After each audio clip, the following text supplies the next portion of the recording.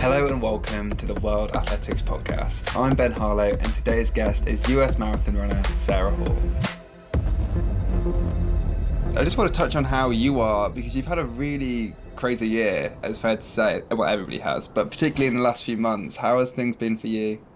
It's been going well now. It definitely was a crazy year, starting out, with our Olympic trials being the focus and really believing to make my first Olympic team there, but having that race kind of go the opposite that I thought it would. And then thinking that I could use all that training towards future races, but actually after that, the whole world shut down, and I wasn't able to race a real race until London Marathon in October. But then to have the race of my life there, and it's been all over the place. But I've learned a lot about myself, and definitely I feel in a better groove now during this part of the year. It's kind of crazy for a lot of athletes, especially when it comes to the marathon. It's always something that you don't necessarily come to right away. And you were doing loads of different events before finding the marathon. Did you have, obviously it's a really scary and daunting event. Were you ever apprehensive about doing it? I waited quite a while. I think I was like 9 years into my career before I ran my first one. But I actually loved the training for the first marathon that I did. And, I really learned how to train for a marathon in the race from Ryan, my husband. But he made it look really easy. So his very first marathon, he was leading the London Marathon against like the world record holder and Olympic champion and everything. And not everyone has that experience their first one. Mine was the opposite of that. It was kind of a disaster. But even with that, I just had loved the training for it so much, and it had gone well relative to like what I knew, like from Ryan's career. What I had a good grid for, like what good marathon training was. So I knew that, like, even though I hadn't knocked it out of the park right away like him, like eventually it was going to be my thing, but it took a little bit longer. What about running generally? How long did it take for you to find the sport? Yeah, I found the sport when I was 13. I started in team sports like soccer and basketball, and I knew I had a lot of speed from those sports, but I guess I just never knew about youth cross country or track until seventh grade. That's typically in the US. We don't really have like a big club system for younger kids. It's mainly in school when you hit middle school that you're first exposed to it. So that was when I started, and similar to as I was talking about the marathon training, like just had an immediate love for pushing myself. And I would like run to practice in seventh grade, do practice, run home, and like do hill sprints to failure on the way home. And like no one was like telling me to do that stuff. It was just like all coming from in me. And I just realized I had so much fire for improving and pushing myself. And so yeah, that's how I discovered it. And when did you realize that this is actually a potential career for you? Yeah, towards the end of college, I went to Stanford University, and I graduated in 2005. And my last few years, I started to hear that would be an option. But honestly, I wasn't sure I wanted to do it. It wasn't really like my dream for my life. I've always really wanted to do development work in somewhere like East Africa and help people living in extreme poverty. And that's still a passion of mine, something I'm still investing in through our charity, the Hall Steps Foundation. But so at the time, I wasn't sure, like, to me, being a professional athlete seemed like a really selfish career.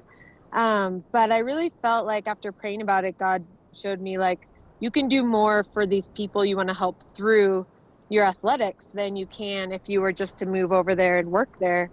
And so that's what actually just made me decide to run professionally. And I would have never thought here I'd be over 15 years later, still loving the sport and loving it more than I ever have. Like, this is definitely like way longer than I thought I would be doing this, but enjoying it the most I ever have. Where does the compulsion to like want to be so charitable, particularly with like helping in East Africa with charity work and that kind of thing? Yeah, I think it was just being exposed to poverty outside the US when I was young. So it was going to Mexico every spring break with my youth group, and we'd be working in really impoverished areas. And then my sister went on to be a malaria researcher and be living in different areas in Africa. And so visiting her there, it just really changes you when you see, um, you hear about it, but like actually seeing people living that way and then justice of it. I think I've always been really justice minded since I was young. Just that's just kind of how I'm wired. And so I think I've always wanted my life to bring justice to those areas.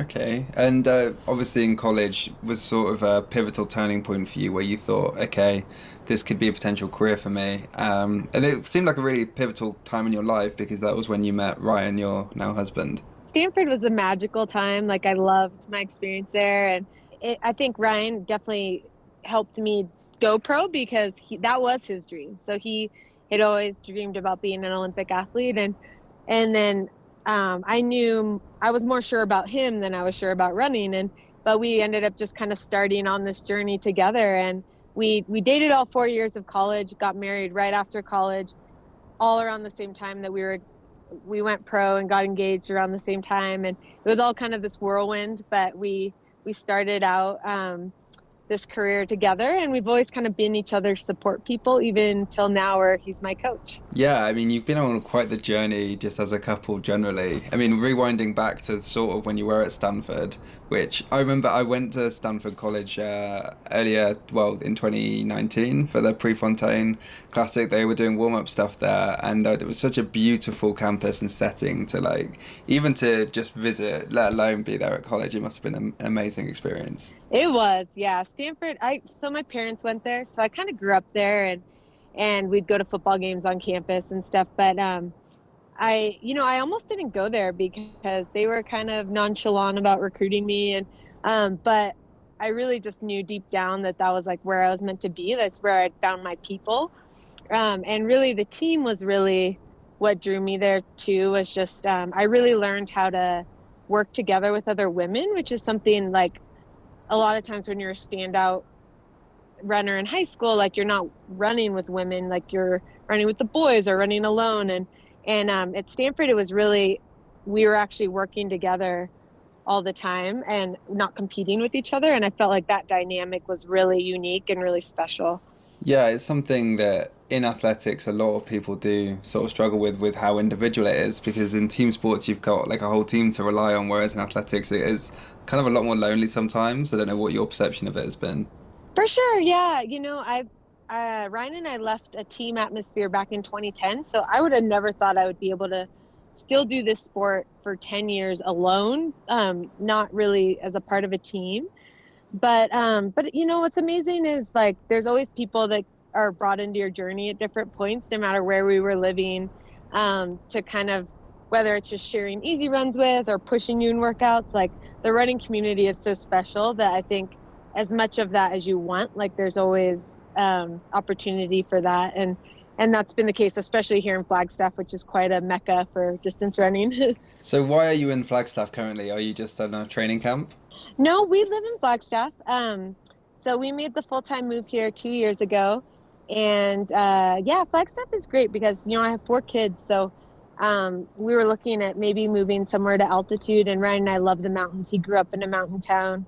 But you have to think about kids and their school and stuff. And a lot of times mountain towns don't have a lot of things available for kids just because they're small and stuff. But Flagstaff's a great kind of balance of being a community and a city, but also being at high elevation and having what I think is the best running in the world here.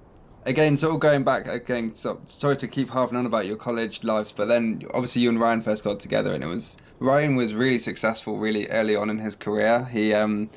He kind of had a opposite sort of career to you. He kind of jumped to the marathon straight away and was amazing at it and was like one of the best Americans at it ever. What was it like seeing him be so successful so quickly? Oh, it was an amazing ride for sure. I was really invested in his career, and so I feel like the wins were like wins for me too. Like I wanted him to succeed even more than I wanted it for myself. And he burst out on the scene. The biggest moment was Houston Half Marathon in 2007. So that was a year and a half into our professional career. Although he had made the world team, while just graduating from college a week before. So that was pretty big too. But it was really at Houston that he set the American record that still stands to this day, even in this time of crazy shoes and stuff, which is pretty wild. And then went on to debut in London and run the fastest debut in American history and one of the fastest times ever. And so yeah, that was so fun. Like I think just exposing myself to the roads. Like I didn't really know about the roads. You know, this is before like social media, before like a lot of stuff. And so I was very much in the track, just knowing track. And so just seeing him just killing it at the World Marathon Majors just made it look so much fun. And that's eventually kind of what led me there myself. And what was it like? I know that he was in Beijing for the Olympic Games. Did you go to Beijing as well? I did. And he was also in London. And so, yeah, those are special times and definitely for myself, like I had my struggles earlier on in professional career. Like I had bright moments for sure. Like I made 3 world indoor teams and had some success on the roads and things, but I never quite had the outdoor track success I felt like capable of. So that was, it was hard at times. I felt like I was taking much of more of like a supporting role to Ryan, and sometimes my career was taking a bit of a backseat to that. And I think through that period, we've always just seen our careers like we're a team, and so like I was kind of taking some of the slack at times, but now he is doing that now. He's in more of a supporting role for me, and that's really allowed me to like flourish in these last few years and stuff. So yeah, it was definitely a fun ride, but it had its challenges too, because like I think seeing his success, like I wanted that for myself and was trying as hard as I could, like harder than I ever could to get to that level. Yeah, it's interesting. I mean, obviously you've been together now for such a long time, but both of you never really were peaking in your careers at the same time. So you just sort of like a seesaw where you know ebbs and flows in different ways. What's it been like having that switch of Ryan obviously stepping away from professional running and is now coaching you? Yeah, it's been mostly really good. I think you want your coach to like know you inside and out, right? Ideally, like so Ryan sees how much I sleep and what I eat, and he knows what makes me tick because he's kind of been like my sports psychologist all along, like talking me through bad races or because we've just been each other's support people. So in that way, I feel like him as my coach, it's a huge asset. And plus, I think Ryan and I are similar where we're big risk takers when it comes to training. We like to think outside the box. We're not ones to just follow like a formula necessarily. Like we're always kind of like thinking like how can we do things better and really aggressive in training. And so in that way, I think having him as my coach, he allows me to take more risks than probably another coach would let me if I was with someone else. And I think I've really responded well to some of the unique stuff that we do. But there's definitely downside. I think like, we're not like leaving our issues at home when we go to practice if we're fighting, like you bring that with you. You're the same people at home as you are in person. And I think like we're just not as professional with each other too. Like I'll snap at him about something or vice versa, like where I wouldn't do that like with like a coach that, isn't my husband and stuff, but it can just like kind of escalate quickly when you're out there. So that's not ideal, and that's definitely something we're trying to get better at. But in general, I would say it's really good. Another thing I wanted to talk to you about as well is you've spoken about how you felt like you wanted to spend a lot of time in East Africa helping people, and you kind of did that in like an ultimate way where you decided to adopt 4 orphans from Ethiopia. Can you like talk about the background of that and how that came to be? Yeah, Ryan and I had always wanted to adopt and start our family that way, and we started the process back in it was around 2013, and we'd been married already like 8 years, and I was kind of just enjoying, or 2014 it might have been, but I was just starting to really enjoy my career. I was starting on the roads and starting to have a lot more success, and so I wasn't quite ready for kids, but Ryan was kind of winding down his career and he was really feeling that pull.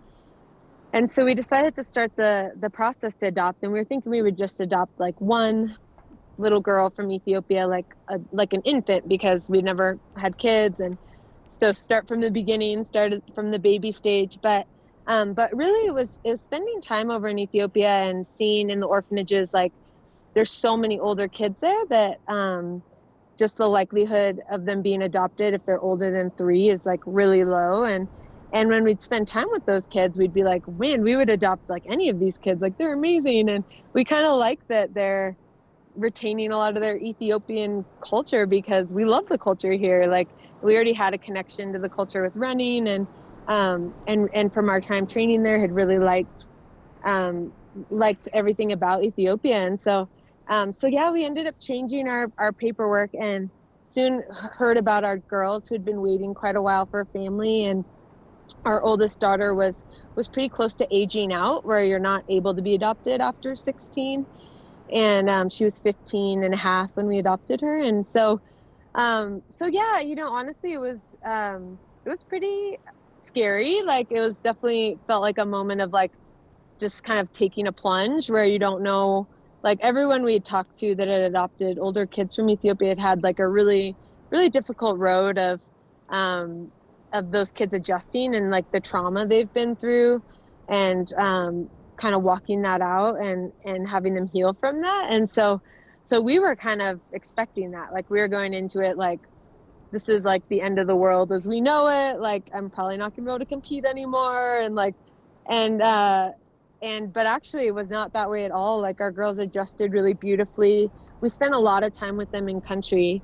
Like every other month for a year, we were training in Ethiopia and spending time with them. So we built a lot of trust before, and it felt like our families just blended together really really well. And that's not to say there hasn't been challenges, or it was a huge life shift for sure when you're used to being a professional athlete that's really selfish and your day revolves around like whatever you want to do all day. And to go from that to like the needs of 4 kids that have never been in school and they don't know English, and like adjusting to like a whole different alien planet here, that was definitely a huge adjustment, but really it's been a much easier adjustment than we expected. So yeah. I mean, obviously that was quite a few years ago now, though. But I was looking at your Instagram earlier today, just at all the videos and stuff you've got on there of all of them. They all seem like they have fully adjusted in the best way possible now. They're all thriving, and it's so great to see, like, especially just after all they've been through. And I think they just have such a value for education. Only 1 in 3 girls goes to school in Ethiopia. And so they've worked really hard to catch up in school since they were so behind. And for my oldest daughter to be a freshman in college on scholarship running, that's crazy. Like I would have never guessed that would be possible when she was completely illiterate and had never run, was kind of not at a healthy weight and stuff from just sitting around in the orphanage. And she just worked so hard, and to see her go after her goals and stuff was really awesome. So yeah, it's been really rewarding. A lot of work, but definitely like to see them all thriving is really rewarding. Yeah, I noticed as well on your Instagram that a lot of them do seem like they are into running and are really good at it as well. I saw is it Mia who won like the state championships the other day, and what's it like having them love what you do as well? Yeah, that's really special. Like anytime kids, like you want them to love it. You don't want to push them into running, but at the same time, anytime they naturally love something you love, it's so special. Especially with adoption, like you're kind of building that connection as you go, like with older kids that haven't been with you since you were born, they were born. Um, so yeah, I mean, they definitely have a natural gift for running. And so that's been neat to see our older two really like latch on to that in their own path. Like Mia, our second oldest, kind of took a while to find the sport, but our younger two, they have beautiful strides, but I'm trying to keep them in team sports, kind of how I did early on in my career. And then we'll see if they end up running. But either way, we just want them to be active and healthy for sure. But yeah, we'll see. And do they watch you when you're racing? Were they watching in London? They do, yeah. They'll get up at like odd hours when I'm in a different time zone to watch live. And they messed up the days for London, so we watched it all together after the fact. But yeah, their support's been huge. Like they're my biggest kind of cheerleaders, and like they're like, keep going, mom, like keep competing. And so having that's made it possible for me to keep doing what I'm doing, just having them behind me, and also really getting to like model to them like so many things that I want to instill in them through the sport. Like I get to model that to them in real time and like try to really invite them into the process and share with them the highs and the lows and what it's like to pick yourself up after the biggest disappointment of your career and like put yourself out there again and keep working hard and keep believing and not settling and playing it safe in life. You know, like I get to like show them all that stuff that I hope for their own lives. And so that's added kind of like a layer of meaning to my running, that's been really special.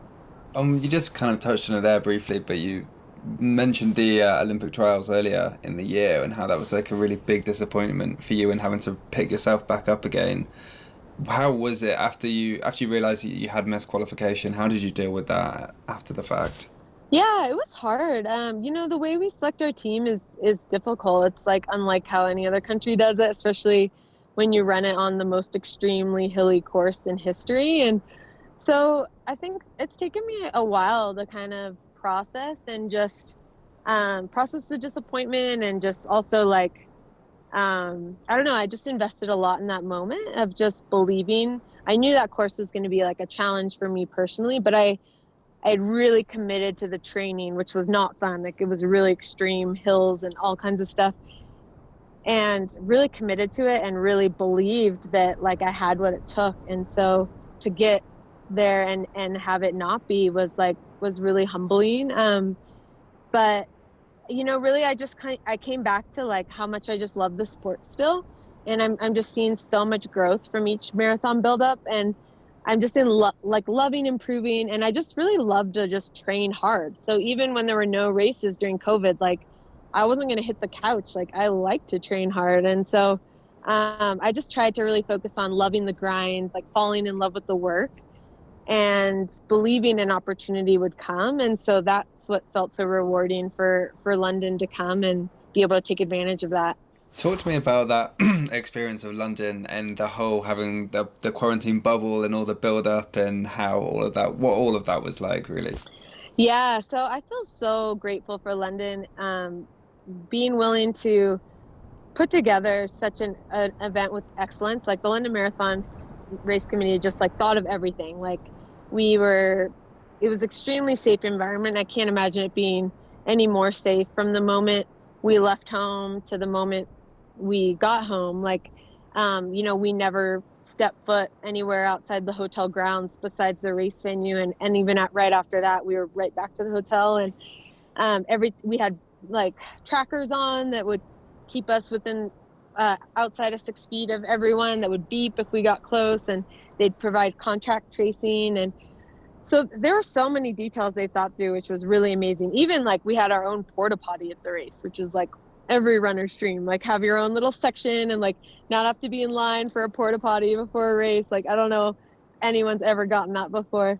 But at the same time, like it was challenging. Like I've never just sat around in a hotel for an entire week and only done runs on like a tiny little grass loop like before a race. And so there were a lot of things that just you had to be mentally confident about. And I didn't know what it was like going to be like to run a mile loop for a marathon. Like I'd definitely never done that, and with no spectators and just total quiet out there. Like I think a lot of those were less than ideal, but that's kind of this year everything's been like not ideal, but it's like about taking advantage of whatever opportunities you have. And so yeah, I think I just really focused on that.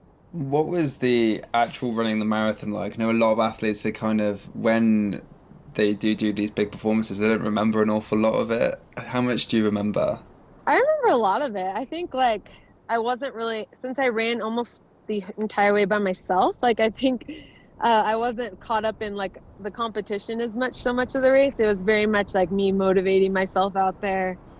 And honestly, like that is not my strength to run alone. And I knew there was a good chance that could happen, just based on like what I felt capable of time wise and what I thought people might do in the race. So I was kind of like, this is like my worst nightmare, to be like all alone, total silence, running mile loops. But, you know, anytime I started to feel sorry for myself, I just kind of came back to like, this is such a blessing to have a race right now. Like, and I feel so good and like I'm in the best shape of my life and like I get to actually be in a world marathon major, like, and so just that gratitude, like I just that really kept my head in the race, and I just told myself people would start coming back, and eventually they did, and then that really helped me just click into the more of the competitive mindset and chasing. But yeah, I remember a lot of the thought process out there. I remember just how quiet it was, where I was like hearing my own footsteps and wondering if it was someone coming up on me or it was just the echo of my own footsteps out there. And it was definitely tough conditions too, but yeah, I think all in all, like, just ended up being the most memorable race of my life. So really special. And what did you take away from it? What did you learn from it, and where is it sort of taking you now for the next year? Yeah, it's made me really excited to keep just seeing my potential in the event, to see how fast I can go in the marathon, since it was a fast course but not fast conditions, and just running alone. It made me excited to try to go for a fast time. So that's what's next for me, is I'm training for the marathon project here in my home state of Arizona. That's going to be December 20th, and it's an elite only marathon with similar COVID measures as London. And it's a fast-ish course. I ran 26 miles on it yesterday, so I got a really good feel for it. And it's fast. It's not, I wouldn't say as fast as like London or Berlin or Chicago, but I think it's definitely it runs fast. So I'm excited to just go for it, and maybe have some more company than I had in London this time, hopefully. Obviously, unfortunately, you did miss out on the Olympics. So Tokyo, I don't know whether you thought about going to the track for Tokyo, or whether it's something that you're just like, no, I'm going to stick to the marathons now until maybe Paris rolls around.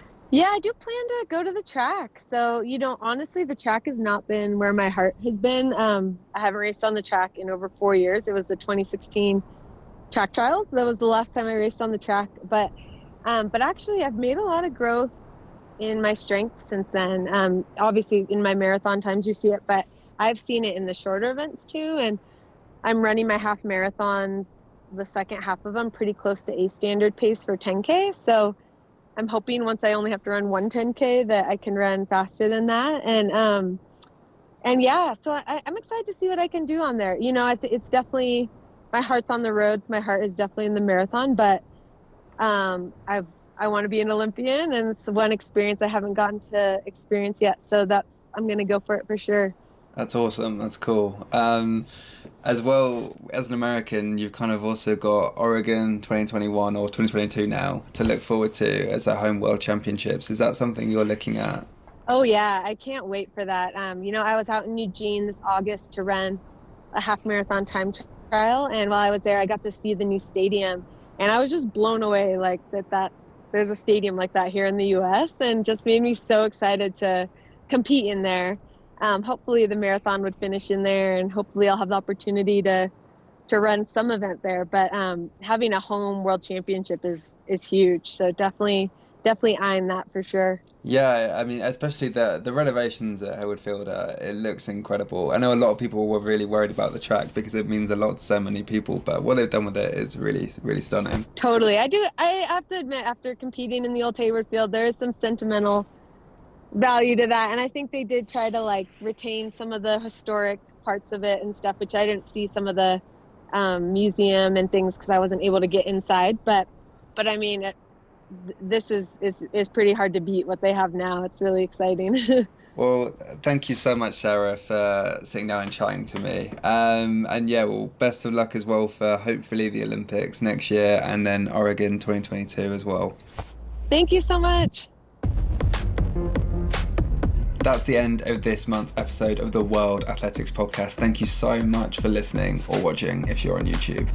To catch up with more podcast episodes, you can look on our YouTube channel or on your podcast provider. And if you can't get enough of athletics, you can follow us on all platforms at World Athletics. Thank you.